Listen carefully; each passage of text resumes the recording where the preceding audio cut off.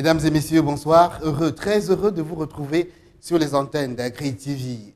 C'est l'heure de votre journal. Au sommaire, ce soir, la 6e édition des Journées d'excellence de la recherche scientifique et de l'innovation au Cameroun, GRSIC 2018, s'est ouverte ce matin. Au-delà de la cérémonie d'ouverture qui aura réuni tout le gratin des chercheurs et inventeurs camerounais, ce sont des innovations dans les domaines, surtout dans l'agriculture, qui présentent un attrait particulier. La cote du bois camerounais baisse auprès des importateurs chinois. En cause, la récente hausse du prix de cette denrée par les exploitants forestiers camerounais qui doivent désormais payer plus cher la taxe à l'exportation y afférente. Et puis faire des pavés avec des déchets plastiques, c'est désormais possible.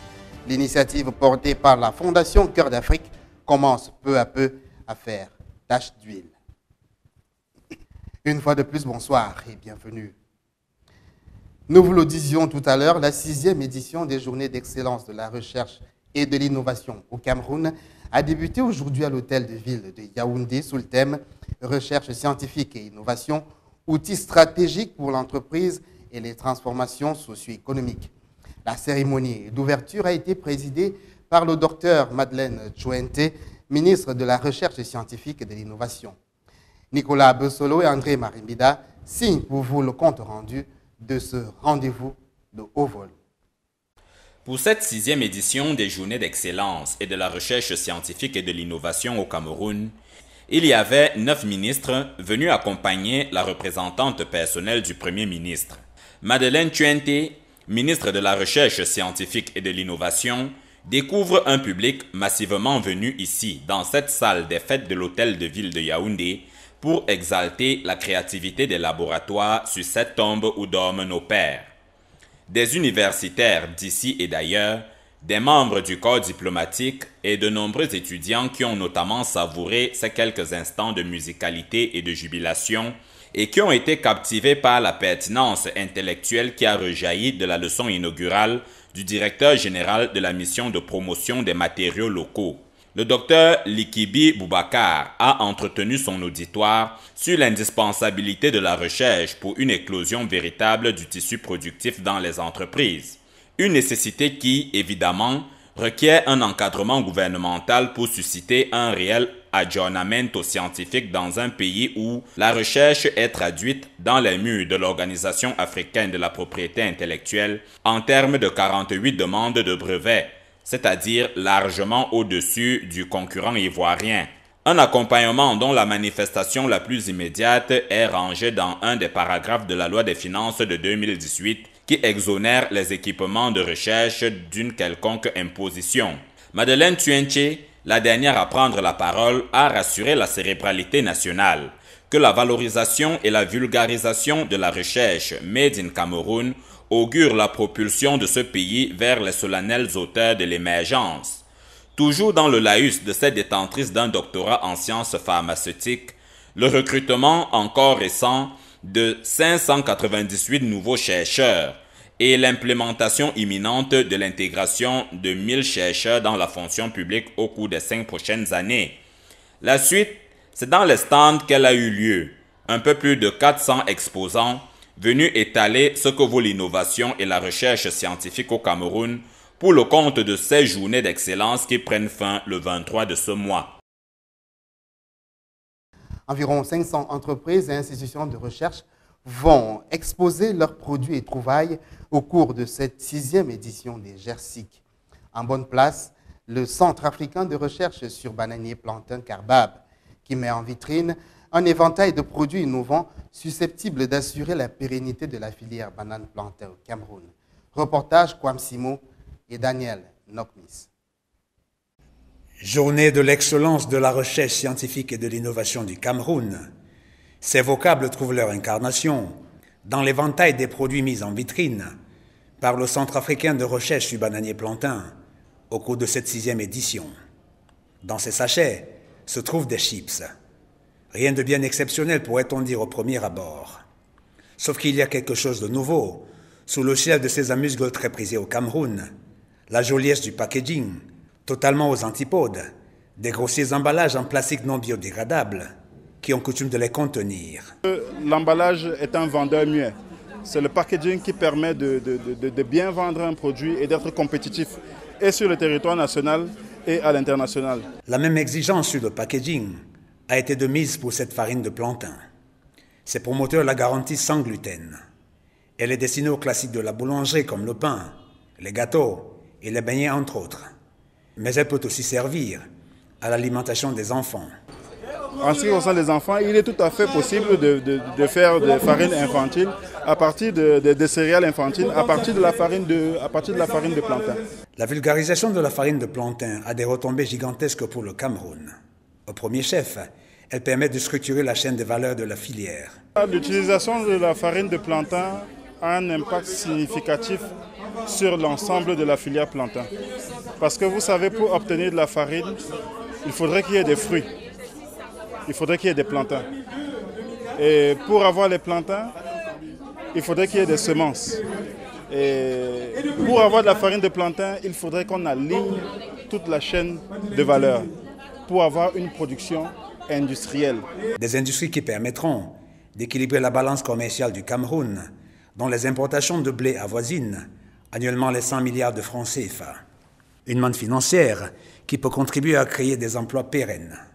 Cette technologie peut permettre de créer une industrie de transformation du plantain en farine, qui est un facteur d'emploi. Également, ce sont de nouvelles débouchés pour les planteurs qui d'habitude vendent leurs plantains au marché. Aujourd'hui, ils peuvent s'adresser à des transformateurs qui peuvent en faire de la farine. Et ces transformateurs-là également ont pour clients les boulangers. Et ensuite, on a les consommateurs finaux. Des consommateurs finaux très à cheval sur la traçabilité, garantis notamment par ces codes-barres, bien en évidence sur ces paquets de farine de plantain. Voici l'autre vedette du stand du kebab, de la confiture de plantain, qui a mijoté pendant 52 minutes dans cette marmite et que vous pourrez préparer sans problème chez vous.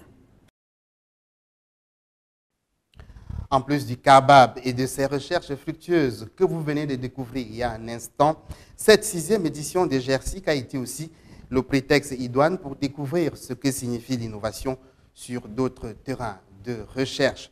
Nicolas Bessolo et André Marimbida vous proposent une incursion sous les tentes de l'Institut de recherche agricole pour le développement IRAD pour découvrir à quel niveau se situe la productivité des laboratoires et des champs expérimentaux.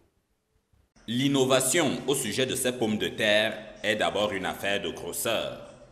Un visiteur qui se tenait à côté de nous a avoué qu'un seul de ces tubercules lui est suffisant pour régler des comptes à la cuisse de chat qui lui reste dans le frigo. C'est la variété Jacob 2005 et sa phase de pleine maturité atteint les 100 jours.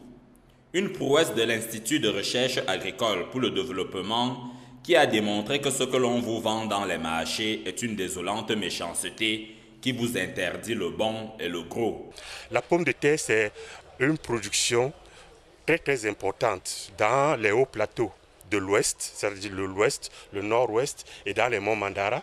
Et aujourd'hui, avec les nouvelles variétés, on a la possibilité, même ici à Yaoundé, de produire de la pomme de terre. Et quand vous allez observer les pommes de terre qui sont produites, vous allez voir que le gabarit des tubercules est impressionnant. À côté de ça, la semence est développée et cette semence, on a le processus de culture de tissus qui nous permet de faire en sorte qu'il y ait un assainissement de ce matériel pour que les producteurs agricoles aient du matériel sain à utiliser dans leurs exploitations. Côté céréales, il y a mieux en 2018. Le maïs dans sa variété Coca SR est ce qui vous promet un rendement potentiel de 5 tonnes par hectare. Le riz Nerica 3 dont la productivité génère 3 tonnes par hectare et qui a beaucoup de préférence pour les régions des Grassfields. Vous avez aussi le sorgho pluvial qui rejoint le grenier 90 jours après et dont le rendement effleure les 4 tonnes. Vous avez parlé d'un record. Le sorgho qui est beaucoup plus cultivé dans la partie septentrionale du nord. Et vous avez suivi tout à l'heure, le ministre disait qu'on devrait bien présenter en gros caractère la variété qui nous a permis de gagner un prix international. Bien sûr, comme on a dit, c'est cultivé dans la partie septentrionale du Cameroun. Et vous savez, les gens avec leur habitude alimentaire préfèrent la variété ils choisissent leur variété qu'ils voudraient bien présenter. À l'IRAD, l'on s'est aussi souvenu que vous perdez souvent votre lucidité devant un plat de poisson braisé. La recherche s'y est déployée aussi, et voici le résultat. Un tilapia énorme et suffisamment charnu pour assouvir les nécessités alimentaires d'un internat entier. Plus loin, des crabes de mer, extirpés du sable brûlant des plages de Kribi et offerts ici à la contemplation d'un public qui découvre le Jurassic World à la camerounaise. Partons des Jersiques pour parler du bois camerounais. Depuis le début de l'année 2018, en effet, les importateurs chinois rechignent à acheter le bois en provenance du Cameroun. Cette réticence est consécutive à l'augmentation des prix du bois camerounais sur le marché suite à la décision prise par le gouvernement camerounais dans le cadre de la loi des finances 2018 de revaloriser la taxe à l'exportation du bois en grumes. Une situation qui devient de plus en plus inquiétante. Analyse. Les exploitants forestiers payent un peu plus cher leurs droits d'exploitation face à l'augmentation de leurs charges d'exportation qui a vu entre 2016 et 2018 la taxe à l'exportation du bois en grumes au Cameroun passer de 17,5% à 30%. Ceux-ci ont depuis le début de cette année revu à la hausse les prix de leurs produits. Toute chose que ne semblent pas apprécier les importateurs chinois qui pensent que le prix de revient du bois camerounais est de plus en plus haut. La revalorisation répétée de la taxe forestière pourrait créer un effet boomerang si les acheteurs chinois continuent de bouder l'origine Cameroun. Seulement, les officiels camerounais l'expliquent par la nécessité d'accroître les recettes fiscalo-douanières dans un contexte marqué par une baisse généralisée des recettes publiques. Il faut dire que la Chine était devenue l'un des principaux importateurs du bois camerounais, avec près de 2,5 millions de mètres cubes de produits forestiers importés sur la période 2009-2017, dont environ 85% en grumes. L'orientation des exportations de bois camerounais vers le marché chinois tenait alors du fait qu'il n'existe pas véritablement un mécanisme contraignant d'assurance de la légalité des bois et produits dérivés entre la Chine et les pays producteurs. C'est l'application de l'APV FLECT dans la zone Union européenne qui est un mécanisme rigoureux visant à s'assurer de la légalité des bois et autres produits dérivés exportés vers l'Union européenne qui a contraint les exportateurs camerounais à rediriger leurs expéditions vers la Chine. Autre chose, des 159 entreprises d'exploitation du bois qui opèrent au Cameroun, 19 sont totalement ou partiellement financées par des investissements chinois, tandis que 14 fonctionnent avec des fonds issus des partenariats avec la Chine. En dépit du fait que le nombre de compagnies bénéficiant des investissements directs de la Chine apparaissent faibles, près de 59 entreprises, y compris la majorité de celles appartenant aux Européens, sont aujourd'hui impliquées dans l'exportation du bois vers la Chine. Les statistiques officielles renseignent que des 737 684,5 mètres cubes de bois exportés par le Cameroun entre 2009 et 2017, 258 624 mètres cubes de bois, soit 37,1% du total des exportations, l'ont été vers la Chine. C'est donc un très grand marché qui est en ballottage défavorable pour le Cameroun, car d'après les experts, la Chine joue un rôle crucial dans l'éradication du commerce illicite du bois qui fait tant de mal à l'économie de notre pays. Partons du bois pour parler des déchets plastiques. Avec une durée de dégradation estimée entre 500 et 1000 ans, ces déchets constituent, selon les statistiques, 10% des 6 millions de tonnes d'ordures produites chaque jour sur le territoire camerounais. Les laisser à l'air libre serait un véritable danger pour les sols et partant pour l'environnement. Pour y remédier, certains ont eu l'idée géniale d'utiliser les déchets plastiques à d'autres fins, à la confection des pavés d'un autre genre. Reportage.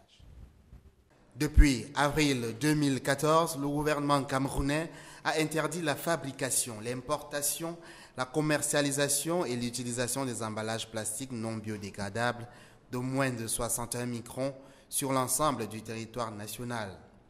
Plusieurs centaines de tonnes ont ainsi été saisies depuis cette interdiction. Malgré la mise en place des brigades opérationnelles, la contrebande alimente le marché noir. Sans plan de recyclage, le gouvernement peine à trouver des solutions. Cependant, quelques jeunes tentent de dépolluer leur environnement.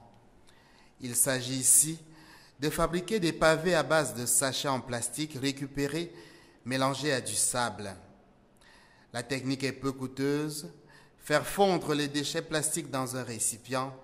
La pâte obtenue est passée à travers un moule pour produire les pavés.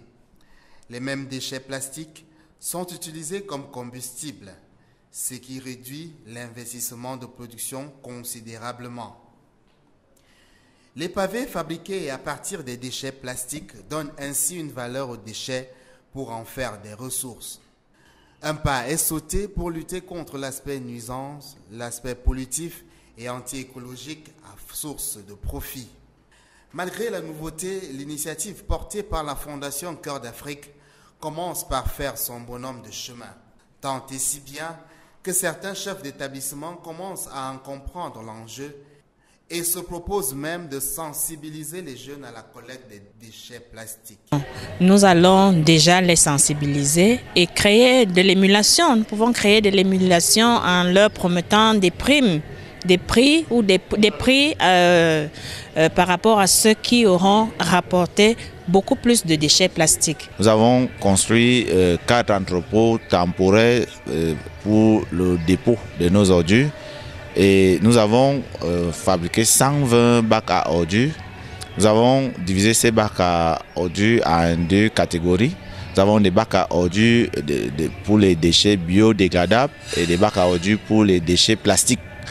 Et avec le projet Cœur d'Afrique, nous voulons croire que dans la collecte de ces ordures, nous allons avoir des lendemains meilleurs dans le pavage de notre établissement.